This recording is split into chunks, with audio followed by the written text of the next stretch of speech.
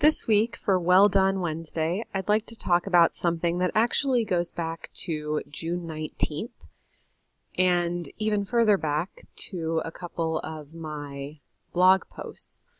On June 12th, I wrote about this multi-part assignment that my students in high intermediate reading and writing are working on this semester, in which they chose an essayist that they wanted to study in depth, and they're doing a 4-part assignment.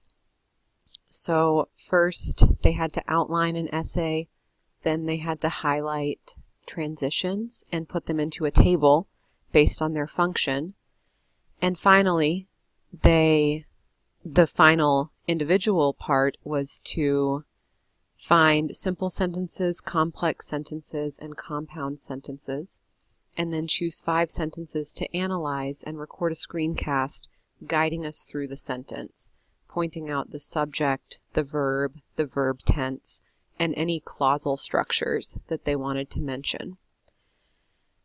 Finally, they're going to be doing partner projects where they compare and contrast 2 essayists' writing styles. So on Friday, June 19th, I took my students to the computer lab, and we did a lot of work in Google Drive, which is a really simple website to use, and it was a lot of fun because all of them were working on the same document, so they could see what other people were typing, and at times it looked kind of crazy. There were cursors all over the screen, and I would get a question from a student like, here's what they did. I would get a question from a student like, is while for conditions? Is that a transition for conditions? And then I would ask, hey, does anyone have an example from their text of while as a condition? And then people started typing things, and then we were able to talk about whether or not that was actually for a condition. And we decided really it wasn't, so we put it in parentheses. Didn't want to delete it completely.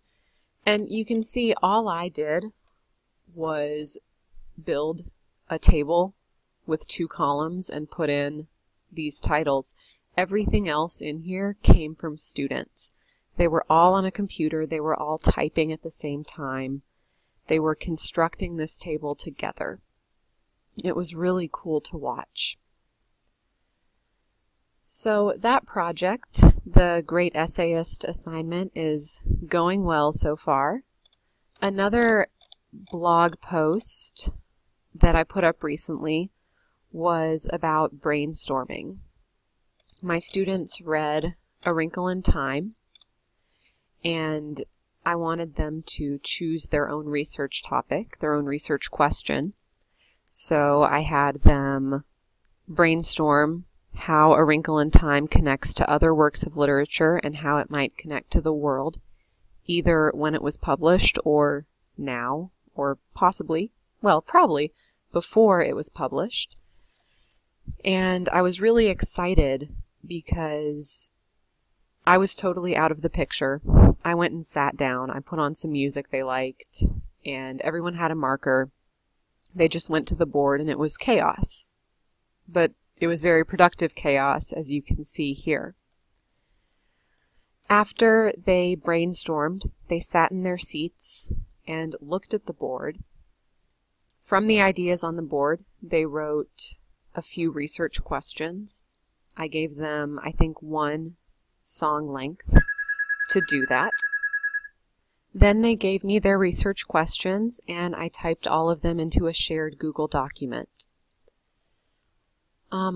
On Friday, the same Friday when we did the transitions work, it was a 2-hour class, and in the second part of class, they looked at the list. They had already looked at it for homework and thought about what sorts of research questions they might be interested in. All of these were generated by my students. There are 12 students, so you can see that they were quite productive in thinking of what I would call pretty high quality research questions. Lots of things that are way more creative than anything I would have come up with if I were giving them a research topic. And then I've put their names in white font so that they can remain anonymous. But they put their names in this table and typed the research question that they wanted to study. And you can see we have a little bit of overlap. There are a couple of students who decided to research overcoming the fear of the unknown. And to me, that was fine. Then they watched a screencast that I had made about using library resources, and they began doing research for their project.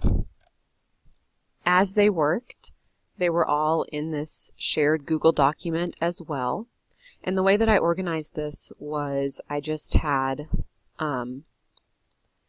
a Google folder that I linked to on our class webpage, and it says Friday, June 19th, and has the screencast that they watched and all of these documents that they would be working in. So it was pretty easy to organize. All I had to do was, I created the screencast, but other than that, I just created blank documents and then explained what they needed to do. For this one, we crowdsourced our resources. I asked them to put notes about their resources here and said that I would check them at the end of class. I said they needed to put up at least one helpful resource and make at least one substantive comment. And then I explained what a substantive comment was. In other words, thanks or this is good is not a useful comment. Point out something specific that you can use in your paper. One thing that was great about